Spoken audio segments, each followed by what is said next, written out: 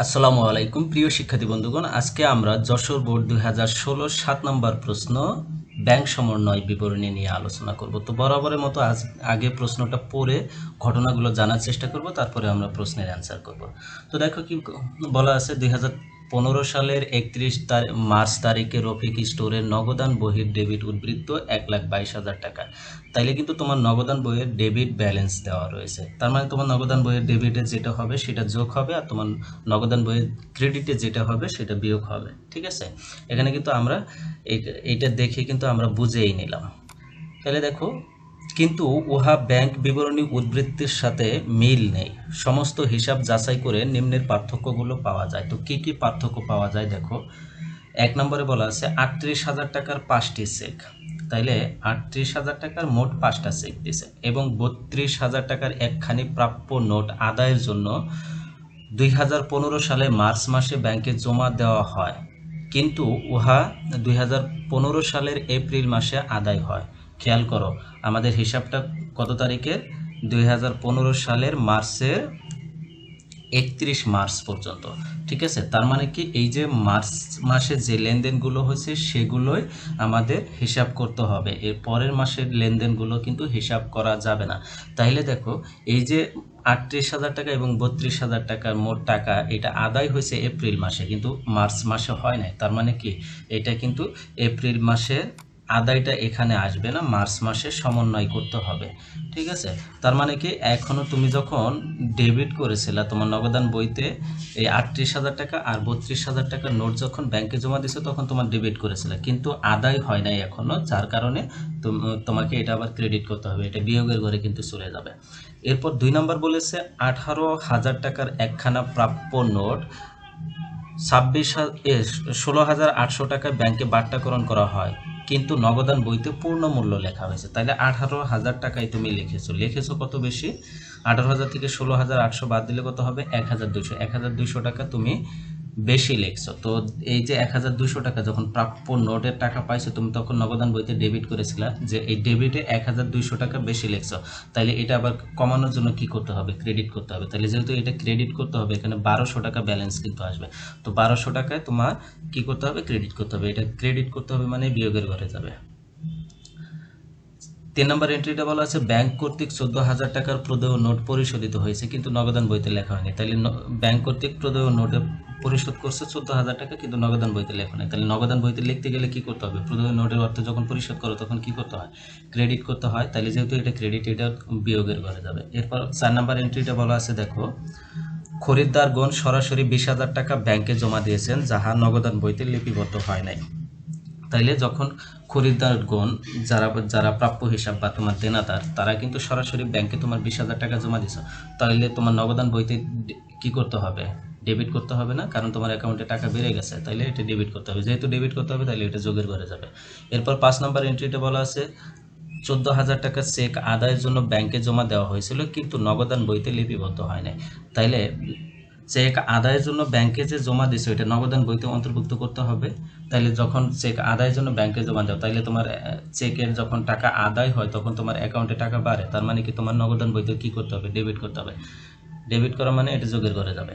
এরপর 6 নম্বর এন্ট্রিটা বলা আছে 54,000 টাকার 3খানি চেক হিসাবের বরাবর ইস্যু করা হয়েছিল, যার মধ্যে 46,000 টাকার 2খানি চেক পরিশোধিত হয়েছে।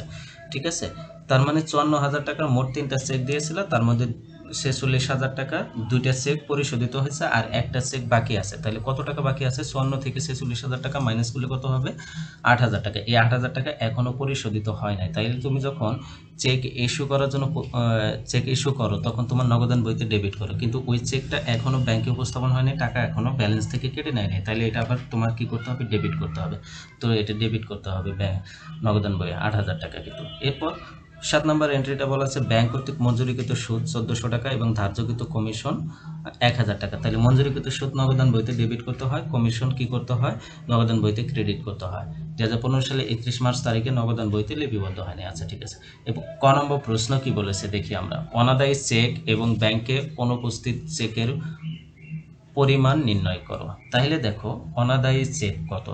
এই যে আমি 1 তারিখে যে 38,000 টাকার 5টা চেক দিয়েছিলাম সেটা কিন্তু 31 মার্চ পর্যন্ত আদায় করতে পারে নাই, তাইলে এটা অনাদায়ী চেক। এটা কি অনাদায়ী চেক, এটা আমরা দিয়ে দেবো আগে। আদায়ের জন্য ব্যাংকে জমাকৃত চেক 38,000 টাকা। আর পুরো প্রশ্ন পুরো অনাদায়ী চেক নেই, পরে দেখো কোথাও নেই। এরপরে বলা আছে যে এটা, তাহলে ওইটা আমরা অনাদায়ী চেক একটাই রয়েছে, এটা 38,000 টাকা ক্লোজ করে দিলাম। এরপর বলছে ব্যাংকে অনুপস্থিত চেকের পরিমাণ, মানে ব্যাংকে অনুপস্থিত চেকের পরিমাণ হলো তুমি চেক ইস্যু করছো কিন্তু ব্যাংকে এখনো উপস্থাপন করে নাই। তো এইটার এই যে ইস্যুকৃত সংক্রান্ত লেনদেন একটাই রয়েছে, সেটা হলো 6 নম্বর এন্ট্রি। তো 54,000 টাকা তুমি চেক ইস্যু করেছিলে, তার মধ্যে 46,000 টাকা উপস্থাপন করা হয়েছে আর 8,000 টাকা উপস্থাপন করা হয়নি, এটা হলো অনুপস্থিত চেক। তাহলে ইস্যুকৃত চেক উপস্থাপিত হয়নি, 54,000 মাইনাস 46,000 সমান কত হবে 8,000। এই 8,000 টাকা অনুপস্থিত চেক। ঠিক আছে, এটা ছিল ক নম্বর প্রশ্নের অ্যান্সার। এরপর খ নম্বর প্রশ্ন বলছে 3, 4, 5 ও 7 নং দফাগুলো জাবেদা দেখাইলে দেখাও। তাহলে 3 নম্বর কি বলছে, ব্যাংক কর্তৃক 14,000 টাকার প্রদেয় নোট পরিশোধ করছে কিন্তু নগদান বইতে লেখা নাই। তাহলে প্রদেয় নোটের অর্থ যখন পরিশোধ করো ব্যাংক কর্তৃক, তাহলে ব্যাংকে টাকা কমে যায়, তাহলে নির্দ্বিধায় ব্যাংক হিসাব ক্রেডিট হয়। আর প্রদেয় নোট যেহেতু দায়, এখানে দায় পরিশোধ করছো যার কারণে দায় কমে গেছে, দায় কমলে কি হয় ডেবিট হয়, তাহলে প্রদেয় নোট হিসাব ডেবিট, ব্যাংক হিসাব ক্রেডিট 14,000 টাকা।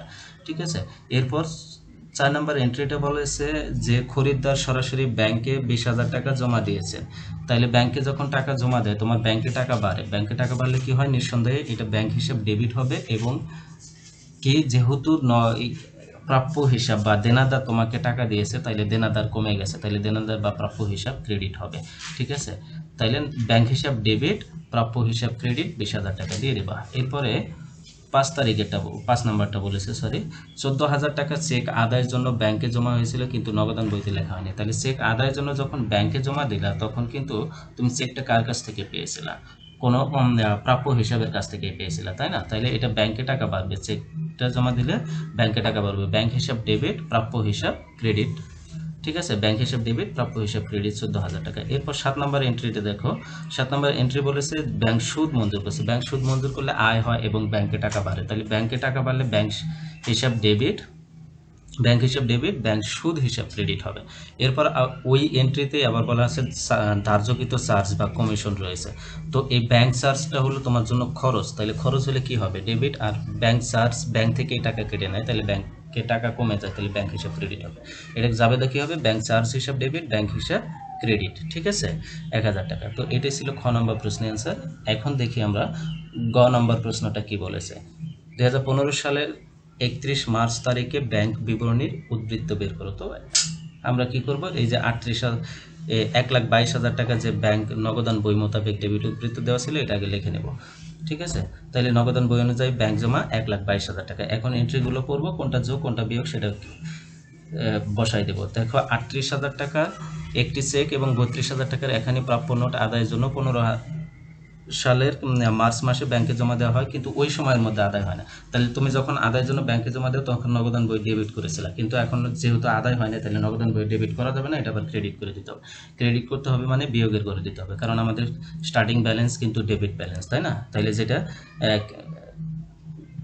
ক্রেডিট করতে হবে সেটা কিন্তু বিয়োগের ঘরে আসবে। তাহলে বিয়োগের ঘরে এই যে আদায়ের জন্য জমাকৃত চেক ও প্রাপ্য নোট যা আদায় হয়নি 38,000 যোগ 32,000 সমান কত হবে 70,000 টাকা, বসাই দিলাম। ওকে, এরপরে বলা আছে 2 নম্বর এন্ট্রিতে বলা আছে যে 18,000 টাকার একখানা প্রাপ্য নোট 16,800 টাকায় ব্যাংকে বাট্টাকরণ করা হয় কিন্তু নগদান বইতে পূর্ণ মূল্য লিপিবদ্ধ করা হয়। ঠিক আছে, তার মানে কি এখানে 1200 টাকা তুমি বেশি লিখেছো, তাইলে 1200 টাকা বেশি ডেবিটে করেছো, এটা ক্রেডিট করতে হবে। ক্রেডিট করতে হবে মানে বিয়োগের ঘরে যাবে। বাট্টা কিন্তু প্রাপ্য নোট বেশি লেখা হয়েছে, 18,000 মাইনাস 16,800 সমান কত হবে 1200 টাকা। ঠিক আছে, এরপরে 3 নম্বর এন্ট্রিটা একটু পড়বো আবার। ব্যাংক কর্তৃক 14,000 টাকা প্রদেয় নোট পরিশোধিত হয়েছে কিন্তু নগদান বইতে লেখা হয়নি, তাহলে এটা কি করতে হবে ক্রেডিট করতে হবে, তাহলে এটাও বিয়োগের ঘরে, এটা বিয়োগের ঘরে যাবে। ব্যাংক কর্তৃক প্রদেয় নোট পরিশোধ যা নগদান বইতে লেখা হয়নি 14,000 টাকা। ঠিক আছে, এরপর 4 নম্বর এন্ট্রিটা পড়বো। এটা বলা আছে খরিদ্দার সরাসরি ব্যাংকে জমা দিয়েছেন যা নগদান বইতে লেখা হয়নি, তাহলে এটা নগদান বই ডেবিট করতে হবে। তাহলে ডেবিট করতে হবে মানে কি যোগ করতে হবে, তো আমরা এটা যোগের ঘরে দিয়ে দেবো যে খরিদ্দার সরাসরি ব্যাংকে জমা দিল যা নগদান বইতে লেখা হয়নি 20,000 টাকা। ঠিক আছে, এরপরে 5 নম্বর এন্ট্রি বলা আছে 14,000 টাকার চেক আদায়ের জন্য ব্যাংকে জমা দেওয়া হয়েছিল কিন্তু নগদান বইতে লেখা নেই। তাহলে এটা নগদান বইতে কী করতে হবে? ডেবিট করতে হবে। যোগের ঘরে দিয়ে দেবো যে ব্যাংকে জমাকৃত চেক যা নগদানভুক্ত হয়নি 14,000 টাকা। ওকে, এরপর 3 নম্বর পরের এন্ট্রিটা যেটা বলছে যে 6 নম্বর 54,000 টাকা তিনখানি চেক হিসাবের বরাবর ইস্যু করা হয়েছিল কিন্তু 46,000 টাকা উপস্থাপন করা হয়েছে। তার মানে কি, যখন ইস্যু করছে তখন তুমি ক্রেডিট করেছিলে কিন্তু এখনও অনুপস্থিত রয়েছে, এটা এখনও ব্যাংক থেকে টাকা কাটে নাই, তাইলে এটা আবার ডেবিট করতে হবে। তো ডেবিট করতে হবে কত? 54,000 থেকে 46,000 টাকা মাইনাস করলে কত হয়? 8,000 টাকা। তাইলে এটা 8,000 টাকা হবে যে ইস্যুকৃত চেক যা ব্যাংক কর্তৃক পরিশোধিত হয়নি, এই 8,000 টাকা।